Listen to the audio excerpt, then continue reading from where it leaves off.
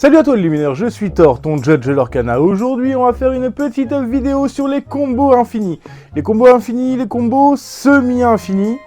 Des combos qui vont pouvoir être réalisés, certains encore construits, et pour les autres, ce sera en Infinity construit. Bien évidemment, à cause du watch time, on va prendre les plus compliqués, les plus intéressants. Vers la fin, je vais te laisser naviguer entre les chapitres pour directement sélectionner celui qui t'intéresse le plus. On va commencer tout de suite avec notre premier combo. Il va nous falloir tout d'abord la bête implacable, la légendaire verte du set 2, ainsi que le Bayou et le shérif de Nottingham, officiellement corrompu sur le terrain. Donc voici comment on va placer notre combo.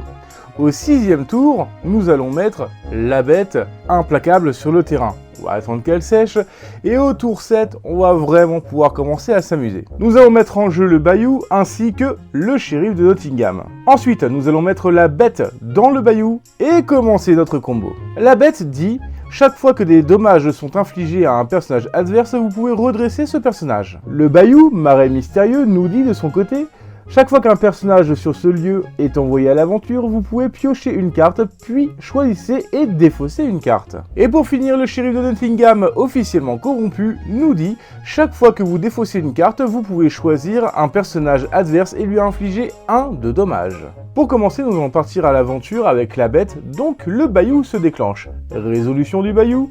Donc comme la bête est partie à l'aventure, nous allons pouvoir piocher une carte et défausser une carte ensuite. Ce sera à ce moment-là que le shérif de Nottingham va pouvoir se déclencher. Donc nous allons le résoudre. Comme nous avons défaussé une carte, nous pourrons choisir un personnage adverse et lui infliger 1 de dommages. Donc la bête se déclenche. Résolution de la bête, elle se redresse. Et du coup, on va pouvoir faire ça ainsi de suite, jusqu'à ce qu'il n'y ait plus de personnages sur le board, ou jusqu'à ce qu'on ait gagné. En espérant, bien évidemment, qu'il y ait des personnages sur le board pour pouvoir les cibler et faire le 1 de dommage, en partant du principe qu'il n'y a pas de personnage avec hors d'atteinte ou résistance plus 1, bien évidemment. C'est pour ça que j'ai dit un petit peu les combos semi-infinis. Nous allons ensuite enchaîner sur notre deuxième combo infini qui va être très simple à comprendre et aussi simple à comprendre que impossible à placer. Il nous faut sur le terrain 2 lieux, la Terre des Lions, le Rocher des Lions, ainsi que un Simba sur chaque lieu, car ce lieu nous dit les personnages sur ce lieu gagnent plus 2 de volonté, mais c'est pas ce qui nous intéresse.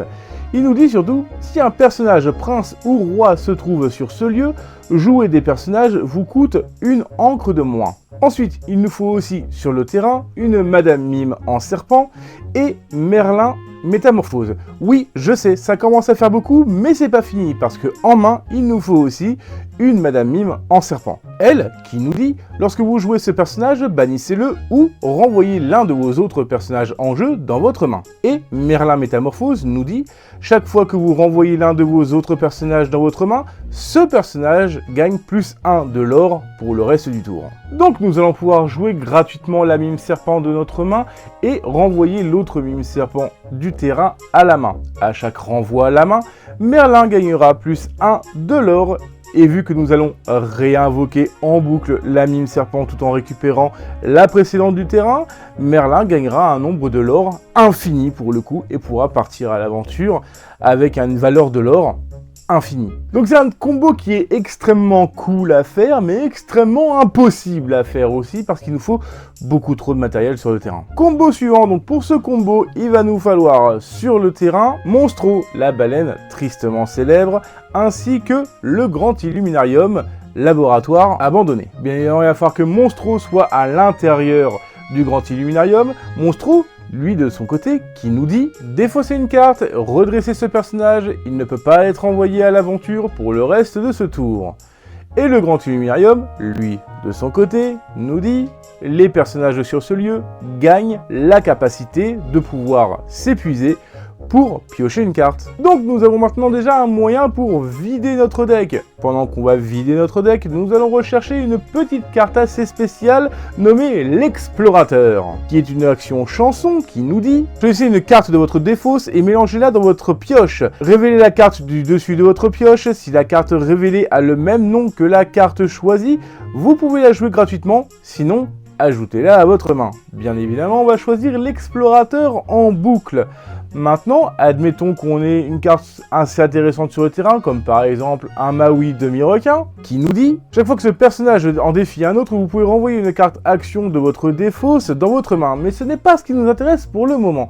En vrai, ce qui va nous intéresser, ça va être sa deuxième capacité. Chaque fois que vous jouez une action, gagnez un éclat de l'or. Et c'est ça qui va nous intéresser énormément.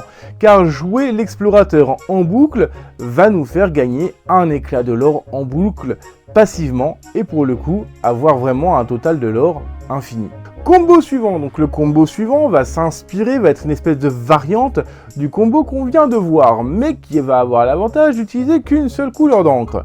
On va garder le principe d'avoir Monstro, la baleine tristement célèbre, sur le terrain, toujours à l'intérieur du grand Illuminarium, sauf qu'à ce moment-là, on va vouloir avoir sur le terrain épuisé Jafar, illusionniste ensorcelant, qui nous dit « Tant que ce personnage est épuisé, gagnez un éclat de l'or pour chaque carte que vous piochez durant votre tour. » Maintenant qu'on a une mécanique de pioche et de défausse qui est relativement infinie, nous n'avons plus qu'à enchaîner les effets du grand Illuminarium et de la baleine suffisamment de fois pour avoir assez de l'or pour gagner. Pour le dernier combo de cette vidéo, c'est une variante qui a commencé à faire pas mal de bruit début de semaine. Bien évidemment, Zansayed a bien aidé à faire parler de ce combo.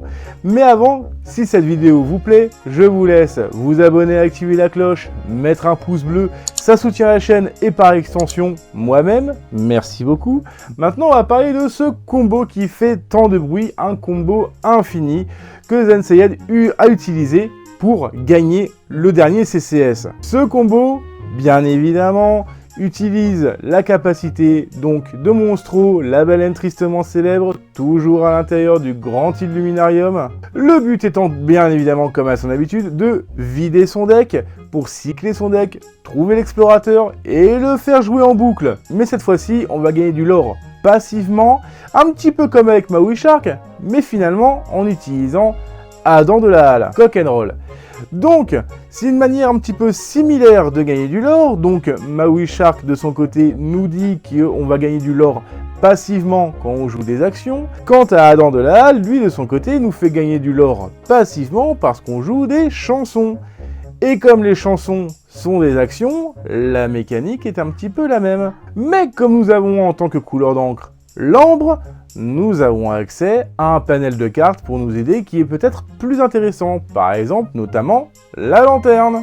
Ou alors Riri. Ou bien encore Donald, le collectionneur de pièces, qui lui, de son côté, nous dit « Lorsque vous jouez ce personnage, vos autres personnages gagnent la capacité de s'épuiser pour piocher une carte pour le reste de ce tour. » Ce qui va faire en sorte de pouvoir avoir un espèce de remplacement du grand Illuminarium au cas où si on ne l'a pas, ou en tout cas en avoir un de plus. Car au final, ça va donner la même capacité à notre Monstro. Je vais bien évidemment vous afficher sa decklist, celle qui lui a permis de se tirer au sommet. N'oublions pas que Zansayed est un virtuose du build. Je ne vais pas faire une présentation de decklist, c'est pas quelque chose que je fais en temps normal, et ce n'est pas quelque chose que je veux faire. En tout cas, j'espère que cette vidéo vous a plu. Si c'est le cas, vous savez quoi faire.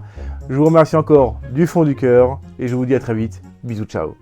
Et souviens-toi, dans leur canal, la vraie magie, c'est de bien comprendre les règles.